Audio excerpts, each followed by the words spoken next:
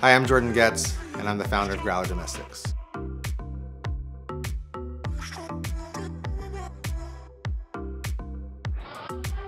It was more of an attitude and a way of approaching a challenge.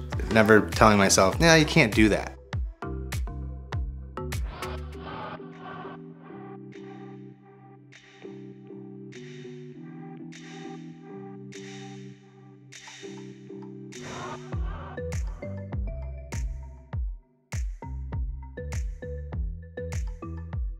The dedication to making something perfect and the craftsmanship that goes behind it. Hours of prep work before you even have a piece of furniture. Starting out from a hobby where I was working out of my spare bedroom to sitting here and working with this amazing company is an honor and a privilege. What motivates me to wake up every morning and push myself is knowing that the work I'm putting out is loved by my clients and friends. It's rewarding just being able to give somebody a piece of you through a piece of art, to see them light up. That's what you do it for.